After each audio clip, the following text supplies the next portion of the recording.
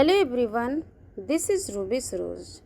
Welcome to my new channel Learn with Ruby Saroj.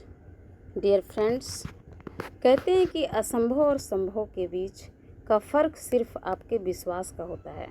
अगर आप खुद पर विश्वास रखते हैं तो कोई भी मंजिल दूर नहीं है।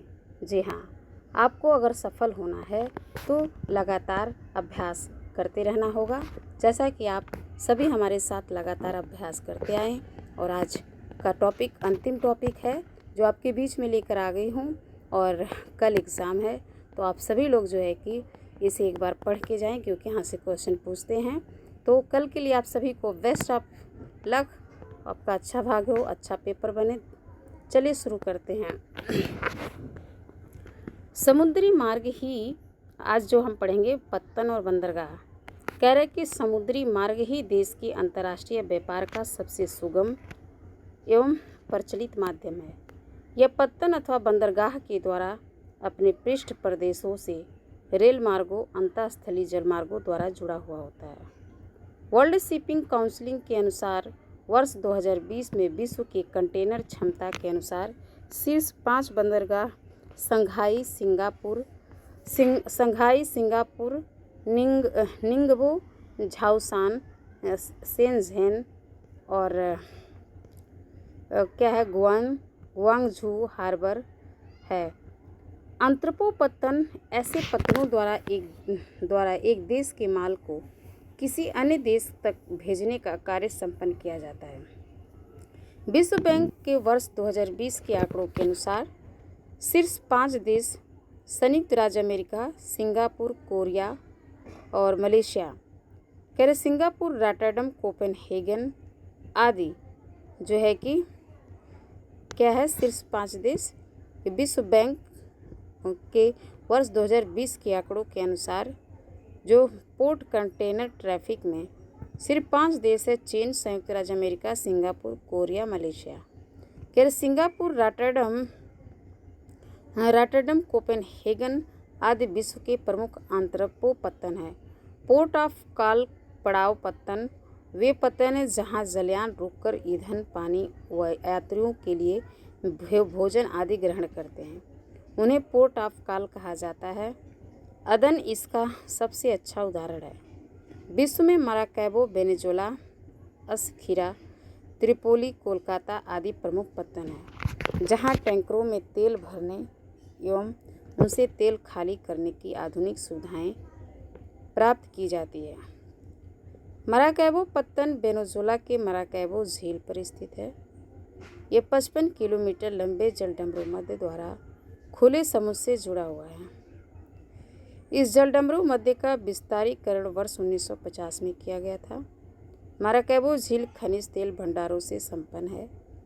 सेंटोस ब्राज़ील के दक्षिण पूर्व तट पर स्थित समुद्री बंदरगाह है। इसे काफ़ी निर्यात के लिए प्रमुख बंदरगाह के रूप में स्थापित किया गया था। दक्षिण अफ्रीका अवस्थित पोर्ट नोलोथ को ही पोर्ट डायमंड कहते हैं। पोर्ट नोलोथ का निर्माण हीरा उत्पादक क्षेत्र के पास इसके व्यापारिक महत्व को दृष्टिगत रखते हुए किया गया था। ग्वादर पत्तन अरब सागर के छोर पर स्थित पाकिस्तान का बंदरगाह है। सामरिक दृष्टि से इसका महत्वपूर्ण स्थान है। इस पत्तन के विकास के लिए पाकिस्तान ने चीन के साथ समझौता किया है। चीन इस पत्तन तक अपनी सुगम पहुंच के लिए रेल मार्गों का निर्माण कर रहा है। टोक्यो जापान की राजधानी एवं होन्शु द्वीप पर स्थित प्रमुख बंदरगाह है।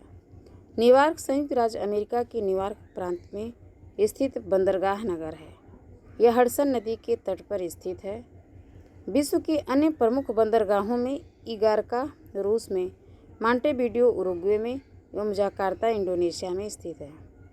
अलेक्जेंड्रिया नील नदी के डेल्टा पर अवस्थित मिस्र का दूसरा बड़ा शहर, सूती वस्त्र निर्यात केंद्र एवं मिस्र का प्रमुख पत्तन शहर है। जापान में स्थित योकोहामा यहाँ का व्यस्त बंदरगाह है। वर्ष 2020 में मौद्रिक मूल्य की दृष्टि से विश्व का सबसे बड़ा जहाज निर्माता देश चीन है। सकल टन भार में पूर्णता के आधार पर सबसे बड़े जहाज निर्माता शीर्ष 3 देश हैं: चीन, दक्षिण कोरिया, जापान। आंकड़ों के अनुसार निम्नलिखित में से कौन सा जापान का सबसे व्यस्त समुद्र पत्तन है? तो कह रहे हैं कि याकोहामा। जापान का सबसे व्यस्त समुद्र पत्तन है याकोहामा। जापान का सबसे व्यस्त समुद्र पत्तन है याकोहामा। निम्नलिखित में से कौन एक पत्तन नगर नहीं है? तो कह रहे हैं कि कैनबरा नहीं है, टोक्यो, न्यूयॉर्क, लंदन है। कैनबरा जो ऑस्ट्रेलिया की वर्तमान राजधानी है को छोड़कर जो है कि पत्तन नगर नहीं है, तो कैनबरा। क्वेश्चन नंबर 3 है कि निम्नांकित में से कौन सा विश्व का सबसे बड़ा पोताश्रय है? तो कह रॉटरडम विश्व का सबसे बड़ा पोताश्रय है। प्रश्नकाल के दौरान लदान मात्रा के आधार पर सबसे बड़ा पोत रॉटरडम था। वर्ल्ड शिपिंग काउंसिल के वर्ष 2020 के आंकड़ों के अनुसार कंटेनर क्षमता के आधार पर विश्व के शीर्ष क्रमशः बंदरगाह जो है शंघाई चीन, सिंगापुर और निंगबो झाओसान चीन में है। क्वेश्चन नंबर 4 है पोतभार टनमान की दृष्टि से विश्व का व्यस्ततम बंदरगाह है शंघाई। पोतभार टनभार के दृष्टि से विश्व का व्यस्ततम बंदरगाह शंघाई है। निम्नलिखित में से कौन अब विश्व का दूसरा सबसे बड़ा पत्तन है? तो कह रहे कि 2020 के आंकड़ों के अनुसार कंटेनर क्षमता में शंघाई, सिंगापुर, निंगबो वो झाओसान है, जो कि सबसे विश्व का दूसरा सबसे बड़ा। तो पहला शंघाई, दूसरा सिंगापुर। तो सिंगापुर इसमें दिया नहीं है, तो इसलिए नहीं है। क्वेश्चन नंबर 6 है वेनेजुएला के निम्नलिखित नगरों में पत्तनों में से किस एक को तेल पत्तन के रूप में विकसित किया गया है? तो मराकैबो को। कह रहे अलेक्जेंड्रिया समुद्र पत्तन है मिस्र का। अलेक्जेंड्रिया जो समुद्र पत्तन है मिस्र का। पोर्ट डायमंड अवस्थित है दक्षिण अफ्रीका में। पोर्ट डायमंड दक्षिण अफ्रीका में है। कौन सा एक बंदरगाह विश्व के काफ़ी बंदरगाह के रूप में जाना जाता है? कौन सा एक बंदरगाह जो विश्व के काफ़ी बंदरगाह के रूप में जाना जाता है? तो सेंटोस। क्वेश्चन नंबर 10 है निम्नलिखित में से कौन सा विश्व का कहवां पत्तन के नाम से जाना जाता है? तो सेंटोस। कहवां पत्तन के नाम से जाना जाता है सेंटोस। क्वेश्चन नंबर 11 है मौद्रिक मूल्य की दृष्टि से विश्व का सबसे बड़ा जहाज निर्माता है दक्षिण कोरिया। ग्वादर पत्तन किस देश में है? तो ग्वादर पत्तन पाकिस्तान में है। पाकिस्तान में ग्वादर बंदरगाह किस प्रांत में स्थित है? तो कह रहे बलूचिस्तान में। कौन सा सुमेलित नहीं? तो कह सुमेलित नहीं है। इगारका बंदरगाह रूस में स्थित है। रॉटरडम बंदर नीदरलैंड, इगारका चीन में, मोंटेविडियो उरुग्वे, जाकार्ता इंडोनेशिया है। इगारका कहाँ पे? तो कह रहे रूस में। यही बी वाला गलत है। तो रॉटरडम नीदरलैंड में, रॉटरडम बंदरगाह नीदरलैंड में है, इगारका रूस में है, मोंटेविडियो उरुग्वे में, Jakarta Indonesia. Question number 15 Periplus of the Erythraean Sea किसने लिखा था? तो लिखा था Periplus of the Erythraean Sea या पेरिप्लस या लाल सागर का पेरिप्लस कोइन ग्रीक में लिखा गया है। ग्रीको रोमन पेरिप्लस है जो रोमन मिस्र के बंदरगाह जैसे लाल सागर के तट पर वेरेनिस, ट्रोग्लोडाइटिका अफ्रीका के हार्न, पाकिस्तान का सिंध क्षेत्र, भारत के दक्षिण पश्चिमी क्षेत्रों के साथ पथ प्रदर्शन और व्यापार अवसरों का वर्णन करता है। इसमें तथ्यों को पहली और तीसरी शताब्दी के बीच अलग अलग तिथियों के रूप में वर्णित किया गया। तो मध्य पहली शताब्दी की तारीख अब सबसे अधिक स्वीकृत है, जबकि इसका लेखन अज्ञात है। तो इसका लेखन अज्ञात है, तो इनमें से कोई नहीं। आइए अब मानचित्रण के बारे में देखते हैं। मानचित्र 3 प्रकार के: भौतिक, राजनीतिक और थीमेटिक। कह रहे कि जो भौतिक होता है जिसमें पर्वत, पठार, मैदान, नदी, महासागर आदि को दर्शाने वाले मानचित्र को भौतिक मानचित्र कहते हैं। और राजनीतिक राज्यों, देशों, नगरों, शहरों तथा गांवों और विश्व के विभिन्न देशों, राज्यों तथा उनकी सीमाओं को दर्शाने वाले मानचित्र को राजनीतिक मानचित्र कहा जाता है, जिसमें राज्य, देश, नगर, शहर तथा गांव और विश्व के विभिन्न देशों और राज्यों तथा उनकी सीमाओं को दर्शाने वाला मानचित्र का राजनीतिक मानचित्र कहते हैं। थीमेटिक ये नक्शे अलग अलग खास जानकारी वाले होते हैं, जैसे एक सड़कों वाला, दूसरा वर्षा वाला, तीसरा वनों वाला इत्यादि। ये नक्शे अलग अलग खास जानकारी वाले होते हैं, जैसे एक सड़क वाला, दूसरा वर्षा वाला, तीसरा वन वाला, जिसे थीमेटिक कहते हैं। मानचित्र प्रादेशिक वितरण तथा स्थानीय परिवर्तन को भली भांति प्रदर्शित कर सकते हैं, इसलिए इन्हें वितरण मानचित्र के नाम से भी जाना जाता है। समान रेखा मानचित्र बनाते समय समान रेखाओं जैसे समदाब रेखाओं, समलवण और समताप रेखाओं को मूल्य को उचित अंतराल पर अंतर्वेशन द्वारा खींचकर मौसम मानचित्रों का निर्माण किया जाता है। इन रेखाओं को खींचते समय मापनी और आंकड़ों की शुद्धता पर ध्यान देना आवश्यक होता है। यदि वस्तु का वितरण पूर्णतः समग्रामी है तो समान रेखाओं का उपयोग बहुत उपयोगी रहता है। इसके विपरीत अधिक परिवर्तनशील तत्वों जैसे जनसंख्या का घनत्व, वितरण आदि को दिखाने में समस्या आ जाती है। समान रेखा मानचित्र विधि का प्रयोग अधिकांशतः जलवायु तत्वों, हवाओं और वायुदाब के दिखाने के लिए ही अधिक किया जाता है। इसके अतिरिक्त इनमें भूकंप, लौटता आदि भी प्रदर्शित किए जाते हैं। समुद्र तल से धरातल के समान ऊंचाई वाले स्थानों को मिलाने वाली रेखाएं समुच्चय रेखा कहलाती हैं। आइसोहाइब्स स्थिर दाब सतह पर समान जियो पोटेंशियल वाले स्थानों को मिलाने वाली रेखा आइसोहाइब्स कहते हैं। जियो पोटेंशियल पृथ्वी को पूर्णतः समतल एवं पूर्णतः गोल मानता है। आइसोहाइब्स को हाई सेनोर भी कहते हैं। मानचित्र में उच्चावच प्रदर्शित करने के लिए समोच्च रेखीय विधि सर्वश्रेष्ठ होती है। मानचित्र में पास पास खींची गई समोच्च रेखाएं तीव्र ढाल को प्रदर्शित करती हैं। मानचित्र में आइसोगोनिक रेखाएं या समदिक्पाती रेखाएं पृथ्वी के सतह पर समान चुंबकीय झुकाव वाले बिंदुओं को जोड़ती हुई खींची जाती है। मानचित्र में जल सतह से अंदर समान गहराई के बिंदुओं को मिलाकर खींची जाने वाली रेखाएं आइसोबाथ रेखा कहलाती है। जल सतह से अंदर समान गहराई के बिंदुओं को मिलाकर खींची जाने वाली रेखा आइसोबाथ कहलाती है। आइसोगोनिक रेखाएं जो होती है चुंबकीय झुकाव को दिखाती हैं। समदाब रेखा उसे कहते हैं जो कि समान वायुदाब वाले स्थानों को जोड़ने वाली रेखा को समदाब रेखा कहलाती है। इस प्रकार से मानचित्र समान वर्षा वाले स्थानों को जोड़ने वाले को समवर्षा रेखा कहते हैं। समान हिमपात वाले स्थानों को जोड़ने वाले को रेखा को आइसोनिफ, समान लवणीयता के बिंदुओं को मिलाने वाली रेखा को आइसोहेलाइन कहा जाता है। फर्डिनेंड मैगलन पुर्तगाली खोजकर्ता थे। वे समुद्री मार्ग द्वारा विश्व का चक्कर लगाने वाले पहले नाविक थे। आइसोहेल उन स्थानों को मिलाने वाली रेखाएं होती है जहां प्रतिदिन माध्य सूर्य प्रकाश की अवधि समान हो। मेघ रेखाएं समान औसत मेघावरण वाले स्थानों को मिलाने वाली रेखाएं हैं। समदाब रेखाओं को दर्शाने वाला दैनिक मौसम मानचित्र उदाहरण है समान रेखा मानचित्र का। समदाब रेखाओं को दर्शाने वाला दैनिक मौसम मानचित्र उदाहरण है समान रेखा मानचित्र का।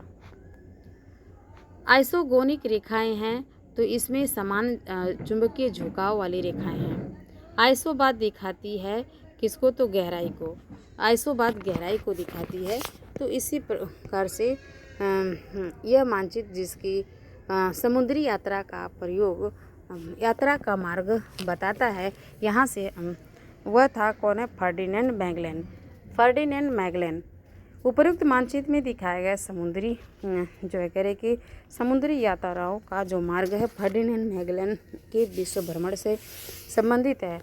मैगलन 1480 से 1521 ईस्वी में पुर्तगाली समुद्री खोजकर्ता थे। वे समुद्री मार्ग द्वारा विश्व का चक्कर लगाने वाले पहले नाविक थे। 1480 से कह रहे कि 1480 से 1521 ईस्वी में पुर्तगाली समुद्री खोजकर्ता थे और समुद्री मार्ग द्वारा विश्व का चक्कर लगाने वाले पहले नाविक थे। क्वेश्चन नंबर 5 है उच्चावच दिखाने का सबसे सही तरीका कौन सा है, तो क्या है समोच्च रेखा। समुद्र तल से धरातल के समान ऊंचाई वाले स्थानों को मिलाने वाली रेखाएं समोच्च रेखाएं कहलाती है। मानचित्र में उच्चावच प्रदर्शित करने के लिए समोच्च रेखीय विधि सर्वश्रेष्ठ होती है। क्वेश्चन नंबर 6, समान वर्षा वाले क्षेत्र को जोड़ने वाली रेखा कही जाती है आइसोहाइट। समान वर्षा वाले क्षेत्र को जोड़ने वाली रेखा कही जाती है आइसोहाइट। विविध के बारे में पढ़ते हैं कि विश्व में परमाणु का इतिहास प्राचीन ग्रीक दार्शनिकों के विचारों में प्रारंभ हुआ माना जाता है। एटम एक ग्रीक शब्द एटमॉस से लिया गया है। 18वीं और 19वीं शताब्दी में वैज्ञानिकों ने प्रयोग आधारित संकल्पनाओं पर काम करना शुरू किया। 19वीं ईस्वी तक भौतिकविद इस बात को जान चुके थे कि एटम अपने आप में विशाल ऊर्जा को समेटे हुए। ब्रिटिश भौतिक विज्ञानी अर्नेस्ट रदरफोर्ड द्वारा वर्ष 1911 में परमाणु संरचना का सिद्धांत विकसित किए जाने के कारण उन्हें परमाणु विज्ञान का पिता कहा जाता है। एक वर्ष बाद ही अल्बर्ट आइंस्टीन ने द्रव्यमान और ऊर्जा के बीच संबंध के सिद्धांत E = mc² का विकास किया। वर्ष 1934 में जर्मन भौतिक विज्ञानी एनरिको फर्मी ने रोम में अपना प्रयोग प्रारंभ किया। 1939 में वाशिंगटन डीसी ने सैद्धांतिक भौतिक विज्ञान पर सम्मेलन आयोजित किया गया, जिसमें फर्मी सहित लगभग सभी महत्वपूर्ण भौतिक वैज्ञानिकों ने भाग लिया। इस सम्मेलन में स्व संचालित चेन रिएक्शन की संभावनाओं पर मुख्य रूप से विचार विमर्श किया गया। 1941 में फर्मी एवं उनके सहयोगियों द्वारा यूरेनियम चेन रिएक्टर के डिजाइन की संभावनाओं का सुझाव दिया गया। 1942 के आरंभ में फर्मी के नेतृत्व वाले वैज्ञानिक अपने सिद्धांतों के विकास के लिए शिकागो विश्वविद्यालय में एकत्रित हुए। इसी विश्वविद्यालय के स्क्वैश कोर्ट पर शिकागो पाइल 1 नामक विश्व के प्रथम परमाणु रिएक्टर का कार्य प्रारंभ हुआ। 2 दिसंबर 1942 को रिएक्टर को सफलतापूर्वक संचालित कर लिया गया। यह रिएक्टर संचालित कर पाने की विश्व की पहली घटना थी, जबकि विश्व में परमाणु रिएक्टर से पहली बार विद्युत का उत्पादन 20 दिसंबर 1951 को संयुक्त राज्य अमेरिका में एक्सपेरिमेंटल ब्रीडर रिएक्टर 1 अर्को इडाहो परमाणु रिएक्टर से किया गया। चेरनोबिल परमाणु आपदा में 26 अप्रैल 1986 में तत्कालीन सोवियत संघ एवं वर्तमान यूक्रेन में घटित हुई थी। इस परमाणु आपदा के समय यूक्रेन तत्कालीन सोवियत संघ का भाग था। विश्व की सबसे ऊंचाई पर स्थित खगोलीय वेधशाला the University of Tokyo Atacama वेधशाला चिली में स्थित है। विश्व की सबसे ऊंचाई पर स्थित खगोलीय वेधशाला the University of Tokyo Chile में स्थित है, जबकि भारत के लद्दाख में चांगयोंग के हानले घाटी में विशाल नीलमखुल मैदान में माउंट सरस्वती पहले नाम डिग्पा रास्ता री पर स्थित भारतीय खगोलीय वेधशाला है, जिसकी ऊंचाई समुद्र तट से 4500 मीटर या 14,764 फीट है। इसका प्रबंधन भारतीय तारा भौतिकी संस्थान बेंगलुरु द्वारा किया जा रहा है। 2 जून 2021 को हानले स्थित इस दूरबीन वेधशाला को संचार उपग्रह से जोड़ा गया और 29 अगस्त 2001 को इसे राष्ट्र को समर्पित कर दिया गया। भारत की पूर्व की ओर देखो नीति प्रधानमंत्री पीवी नरसिम्हा राव के कार्यकाल में प्रारंभ हुई थी। इस नीति का मूल उद्देश्य भारत के दक्षिण पूर्वी तथा पूर्वी एशियाई पड़ोसियों के साथ ऐतिहासिक एवं सांस्कृतिक संबंध पुनः स्थापित करना है। भूयुद्ध नीति की दृष्टि से दक्षिण पूर्वी एशिया महत्वपूर्ण क्षेत्र है। इसका प्रमुख कारण है कि यह प्रशांत महासागर और हिंद महासागर के बीच स्थित है तथा उसका चरित्र उत्कृष्ट समुद्रवर्ती है। इस क्षेत्र के महत्व को देखते हुए स्पाइकमैन ने रिमलैंड का सिद्धांत दिया। दक्षिण एशियाई क्षेत्रीय सहयोग संघ सार्क की स्थापना 8 दिसंबर 1985 को ही इसका मुख्यालय काठमांडू है। सार्क की स्थापना 8 दिसंबर 1985 को हुई। इसका मुख्यालय काठमांडू नेपाल में। इसके सदस्य राष्ट्र भारत, पाकिस्तान, बांग्लादेश, नेपाल, भूटान, श्रीलंका, मालदीव, अफगानिस्तान है। ओपेक पेट्रोलियम निर्यातक देशों का संगठन है। इसका मुख्यालय वियना, ऑस्ट्रिया में है। इस संगठन के सदस्य Algeria, Angola, Equatorial Guinea, Gabon, Iraq, Iran, Kuwait, Libya, Nigeria, Republic of the Congo, सऊदी अरब, संयुक्त अरब अमीरात और वेनेजुएला है। कतर की सदस्यता 1 जनवरी 2019 से समाप्त कर दी गई, जबकि इक्वेडोर ने 1 जनवरी 2020 से ओपेक की सदस्यता छोड़ दी। 1948 में जिनेवा में एक अंतर्राष्ट्रीय सम्मेलन में अंतर्राष्ट्रीय समुद्री संगठन का औपचारिक रूप से गठन किया गया। जिसका उस समय वास्तविक नाम अंतर सरकारी समुद्री सलाहकार संगठन था। लेकिन वर्ष 1982 में इस संगठन का नाम बदलकर अंतर्राष्ट्रीय समुद्री संगठन कर दिया गया। अंतर्राष्ट्रीय समुद्री संगठन का मुख्यालय लंदन, यूनाइटेड किंगडम में है। यह संयुक्त राष्ट्र की विशेष एजेंसी है। आईएमओ में वर्तमान में 175 सदस्य देश और 3 एसोसिएट सदस्य हैं।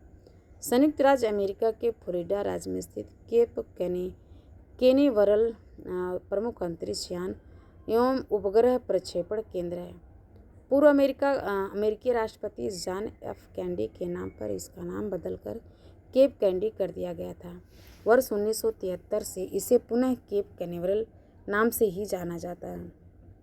वर्ष 1997 में कनाडा के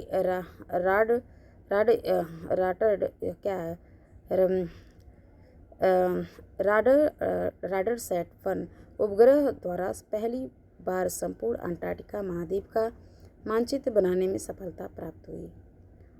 वर्तमान में 27 यूरोपीय देशों का संगठन यूरोपियन संघ मास्ट्रिच संधि के द्वारा 1 नवंबर 1993 को अस्तित्व में आया। इसका मुख्यालय ब्रुसेल्स में अवस्थित है। एलसी पैलेस फ्रांस के पेरिस में स्थित है। यह फ्रांस के राष्ट्रपति का सरकारी निवास है। कोपोकबाना पुलिन ब्राज़ील के नगर रियो डी जेनेरियो के दक्षिण भाग पर स्थित है।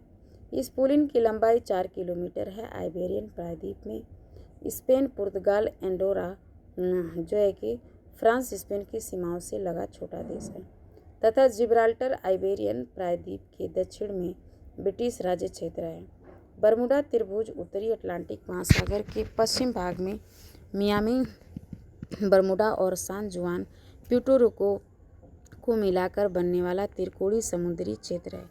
इसे दैत्य त्रिभुज के नाम से भी जाना जाता है। कैलाश मानसरोवर चीनी तिब्बत में स्थित है, अतः यहाँ की तीर्थ यात्रा के लिए भारतीयों को वीजा लेना पड़ता है। यह ट्रांस हिमालय श्रेणी में स्थित है।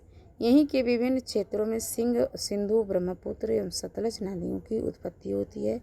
किर्गिज नाम का तुर्की शब्द किर्ग से व्युत्पन्न है, जिसका अर्थ होता है 40। किर्गिस्तान नाम का ही अर्थ है 40 कबीलों का देश। उल्लेखनीय कि किर्गिस्तान के मानस नामक महाकाव्य में उनके राष्ट्रीय नायक मानस का वर्णन है, जिसने आक्रमणकारी चीनी लोगों से अपना देश की रक्षा हेतु 40 काबिलों की एकजुट। क्यूबा को विश्व का चीनी का कटोरा भी कहा जाता है। Hong Kong people's republic of China का विशेष प्रशासनिक क्षेत्र है। ऑस्ट्रेलिया एक संघाई राज्य है जिसमें न्यू साउथ वेल्स, क्वींसलैंड, दक्षिण ऑस्ट्रेलिया, तस्मानिया, विक्टोरिया, उत्तरी क्षेत्र ऑस्ट्रेलियाई राजधानी क्षेत्र वेस्टर्न ऑस्ट्रेलिया सम्मिलित है। ऑस्ट्रेलिया में क्रिसमस 25 दिसंबर को का त्यौहार गर्मी के मौसम में होता है। ऑस्ट्रेलिया के दक्षिण गोलार्ध में स्थित होने के कारण यहाँ ग्रीष्म ऋतु दिसंबर से फरवरी के मध्य होता है।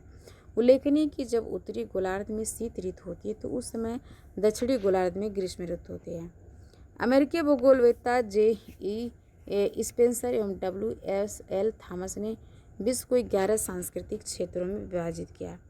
नवनियतवाद के सिद्धांत का प्रतिपादन ग्रिफिथ टेलर ने किया। इस अवधारणा को वैज्ञानिक निश्चयवाद या रुको और जाओ निश्चयवाद के नाम से जाना जाता है। मधेसी नेपाल के तराई क्षेत्र रोहिंग्या म्यांमार में आदिवासी समुदाय है। कुर्द मुख्य रूप से उत्तरी इराक, पश्चिमी ईरान, दक्षिण पूर्वी तुर्की और उत्तरी सीरिया में पाए जाते हैं। इटली के वेनिस शहर को एड्रियाटिक सागर की रानी के नाम से जाना जाता है। समुद्री मील एसआई इकाई से भिन्न लंबाई मापने की इकाई है। समानतः इससे अंतर्राष्ट्रीय नियमों एवं संधियों के आधार पर प्रादेशिक जलीय सीमा के मापन में प्रयुक्त किया जाता है। एक समुद्री मील 1582 मीटर है। भौमिकीय मील स्थलीय दूरी मापने की इकाई है। इसमें 1760 गज या 1609 मीटर होते हैं। विश्व में सर्वाधिक डाकघर भारत में है। शुतुरमुर्ग सबसे बड़ा पक्षी है, लेकिन ये उड़ता नहीं है। सबसे ऊंचे कद वाला उड़ने वाला पक्षी सारस है, जो सारस उड़ने वाला है। मत्स्य उत्पादन के प्रमुख क्षेत्र भूमध्य रेखा के दोनों ओर 40 से 60 अक्षांशों के बीच पाए जाते हैं। मत्स्यन के लिए अनुकूल परिस्थितियों में छिछला समुद्र, प्लैंकटन पौधों की प्रचुरता, ठंडी तथा गर्म जलधाराओं का संगम आदि प्रमुख कारक है। ग्रैंड बैंक उत्तरी अमेरिका के पूर्वी तट पर तथा अटलांटिक महासागर के उत्तर पश्चिम क्षेत्र में स्थित ग्रैंड बैंक अत्यधिक महत्वपूर्ण मत्स्य ग्रहण क्षेत्र है। इस क्षेत्र में दक्षिण की ओर से आने वाली गल्फ स्ट्रीम की गर्म धारा उत्तर की ओर आने वाली ठंडी लेब्राडोर की धारा मिलती है, जो मत्स्यन के लिए आदर्श स्थिति पैदा करती है। इस क्षेत्र में Georges Bank, Saint Pierre Bank, Sable द्वीप बैंक आदि स्थित है। International organisation of vine and wine के अनुसार वर्ष 2022 में इटली विश्व का सर्वाधिक मदिरा उत्पादन का हुआ। इस संदर्भ में फ्रांस का दूसरा, स्पेन का तीसरा और यूएसए का चौथा, ऑस्ट्रेलिया का पांचवां स्थान है। नियंत्रित नाभिकीय अभिक्रियाओं के परिणामस्वरूप प्राप्त ऊर्जा नाभिकीय ऊर्जा परमाणु ऊर्जा कहलाती है। इंटरनेशनल एटॉमिक एनर्जी एजेंसी 2023 तक के आंकड़ों के अनुसार नेट इलेक्ट्रॉनिकल कैपेसिटी की है जो संयुक्त राज्य अमेरिका, फ्रांस, चीन के आंकड़ों के अनुसार नाभिकीय शक्ति उत्पादन में शीर्ष देश है। संयुक्त राज्य अमेरिका, चीन, फ्रांस, रूस और दक्षिण कोरिया 20 मार्च 2023 के अपडेशन के अनुसार परिचालनगत नाभिकीय शक्ति संयंत्रों की संख्या के आधार पर शीर्ष 5 देशों का क्रम इस प्रकार है: संयुक्त राज्य अमेरिका, फ्रांस, चीन, रूस, रिपब्लिक ऑफ कोरिया। और फिर कह रहे कि IAEA के अनुसार कुल ऊर्जा उपयोग के प्रतिशत के रूप में आणविक ऊर्जा 2021 में शीर्ष देश क्रमशः फ्रांस, यूक्रेन, स्लोवाकिया है। द ग्रेट लीप फॉरवर्ड एक आर्थिक सामाजिक अभियान है जिसे चीन में द्वितीय पंचवर्षीय योजना में लागू किया गया था। अभियान के तहत चीन की बड़ी ग्रामीण जनसंख्या को कम्यून में परिवर्तित कर चीन की औद्योगिक एवं कृषिगत समस्याओं को खोजने का प्रयास किया गया। कम्यून्स की अक्षमता से चीन की कृषि बुरी तरह प्रभावित हुई। 1959 से 61 तक लगातार 3 वर्षों में प्राकृतिक आपदाओं के कारण 2 करोड़ से अधिक लोगों की भूख से मृत्यु हो गई। वृक्ष की आयु वलयों की संख्या के आधार पर ज्ञात की जाती है। प्रतिवर्ष मौसम में होने वाले परिवर्तन से वृक्षों के तनों में परिवर्तन होता है, जिससे तनों पर एक तह बन जाती है जो वलय का रूप धारण कर लेती है। इन्हीं वलयों को गिनकर वृक्ष की आयु का निर्धारण किया जाता है। क्वेश्चन नंबर 1 है कि संसार में सर्वाधिक महत्वपूर्ण मत्स्य क्षेत्र उन क्षेत्रों में पाए जाते हैं जहाँ जो है कि कोष और शीत सागरीय धाराएं मिलती हैं। ग्रैंड बैंक स्थित है उत्तरी अमेरिका के पूर्वी तट। उत्तरी अमेरिका का जो पूर्वी तट वहाँ ग्रैंड बैंक। भूगोल में नवनियतवाद के सिद्धांत ग्रिफिथ टेलर है। कह रहे कि अपनी पुस्तक इंट्रोड्यूसिंग कल्चरल ज्योग्राफी में J.E. स्पेंसर एवं W.L. टॉमस ने विश्व को कितने सांस्कृतिक प्रदेशों में विभाजित किया था? तो 11 है। अमेरिकी भूगोलवेत्ता J.E. स्पेंसर और W.L. थॉमस ने विश्व को 11 सांस्कृतिक क्षेत्रों में विभाजित किया है। स्पेंसर और Thomas W.L. Thomas J.E. Spencer और W.L. थॉमस ने विश्व को 11 सांस्कृतिक क्षेत्रों में विभाजित किया। क्वेश्चन नंबर 5 है, इसमें कौन सा युग्म सुमेलित है? कह रहे सी। दूसरा और तीसरा मधेसी, नेपाल, रोहिंग्या, म्यांमार। तो कह रहे कि क्वेश्चन नंबर 6 है, निम्नलिखित कथनों पर विचार कीजिए, नीचे दिए गए कूट से सही उत्तर चुनिए। तो इसका आंसर डी होगा, केवल पहला, दूसरा, चौथा है। इसमें कह रहे क्यूबा को विश्व का चीनी का कटोरा कहा जाता है। उसी तरह से हांगकांग चीन का विशिष्ट प्रशासनिक प्रदेश है। ऑस्ट्रेलिया एक संघाई राज्य है। तो इसका आंसर जो है डी होगा। फिर इसके बाद आप सभी देखें कि सॉरी थोड़ी डिस्टर्ब हो गया। इसके बाद जो है कि क्वेश्चन है कि 5वां, सॉरी थोड़ी डिस्टर्ब हो गया, मैं फिर से पढ़ती हूँ। कह रहे अपनी पुस्तक इंट्रोड्यूसिंग कल्चरल ज्योग्राफी में E.J.E. स्पेंसर और W.L. टॉमस ने विश्व को कितने सांस्कृतिक विश्व में विभाजित किया? तो बोल रहा है कि 11 है। क्वेश्चन नंबर 5 है कि कौन सा सही सुमेलित? कह रहे सी, दूसरा और तीसरा, मधेसी, नेपाल में, रोहिंग्या, म्यांमार में। कह रहे कि कौन सही है? तो इसका सी, दूसरा और तीसरा है। मधेसी नेपाल के तराई क्षेत्र और रोहिंग्या म्यांमार में आदिवासी समुदाय है। कुर्द बांग्लादेश नहीं है, बल्कि मुख्य रूप से उत्तरी इराक, पश्चिमी ईरान, दक्षिण पूर्वी तुर्की और उत्तरी सीरिया में पाए जाते हैं। क्वेश्चन नंबर 6 है, इसमें कह रहे हैं कि कौन सा सही है? तो कह रहा है पहला, दूसरा और चौथा। क्यूबा को विश्व का चीनी का कटोरा कहा जाता है। हांगकांग चीन का विशिष्ट प्रशासनिक प्रदेश है और ऑस्ट्रेलिया एक संघाई राज्य है। तो इस प्रकार 6 का डी सही है।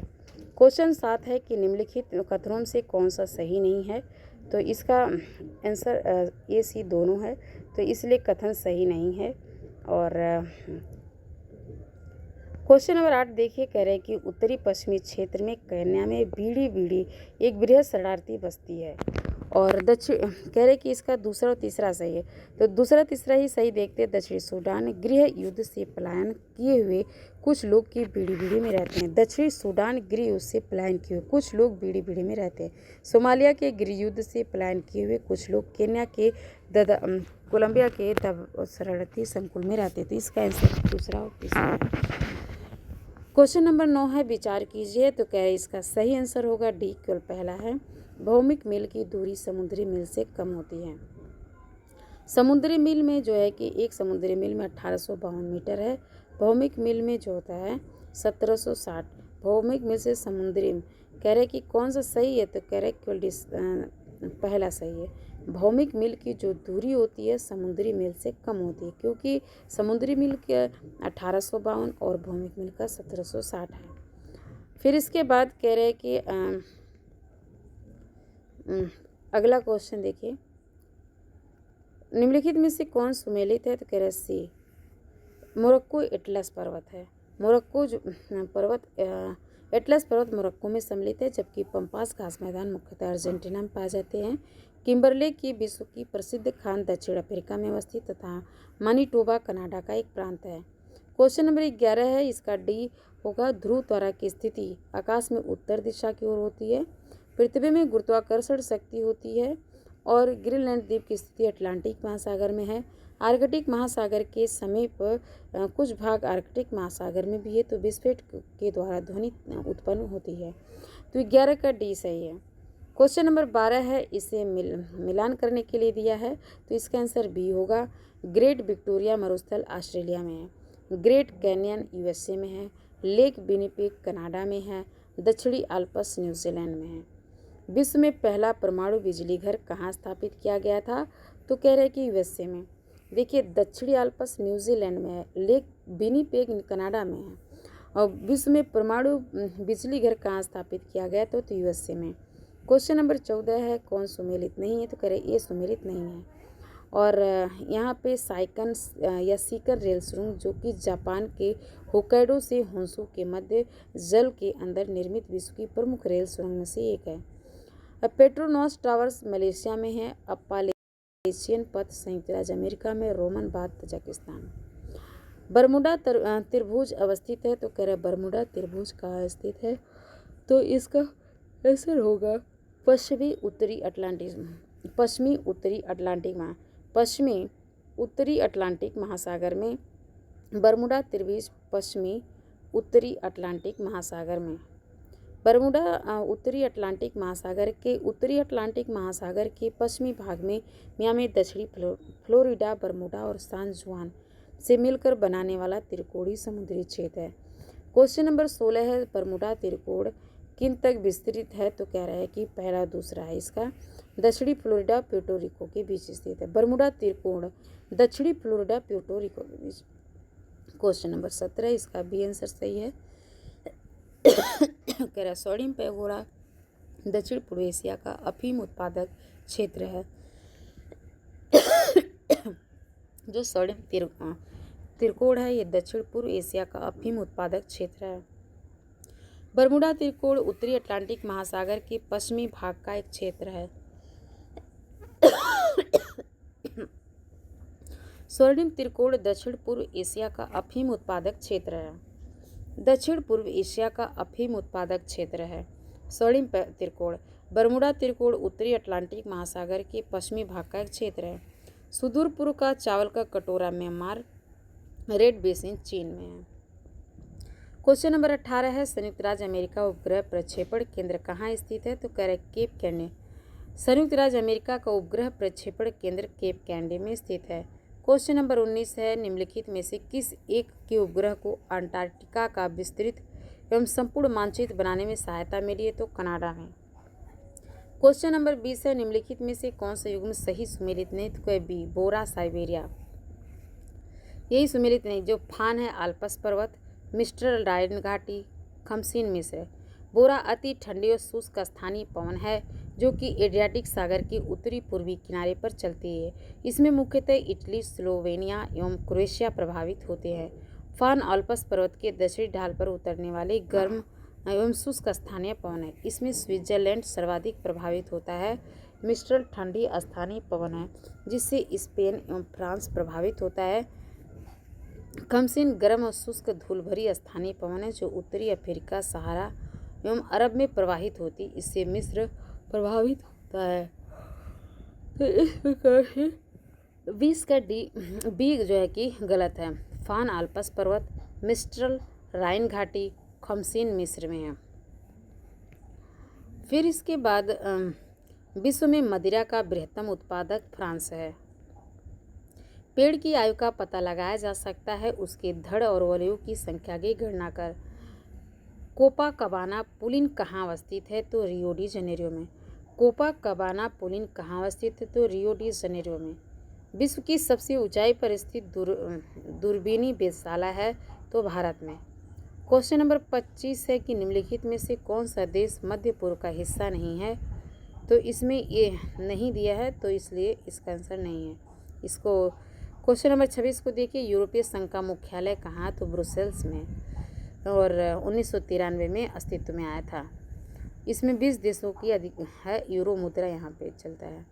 निम्नलिखित में से कहाँ अंतर्राष्ट्रीय समुद्री संगठन का मुख्यालय स्थित है? तो लंदन में। अंतर्राष्ट्रीय समुद्री संगठन का मुख्यालय लंदन में है। कौन सा सही रूप से सुमेलित नहीं है? तो डी सही रूप से सुमेलित नहीं है। खाद्य कृषि संगठन का मुख्यालय रोम में है, न कि न्यूयॉर्क में।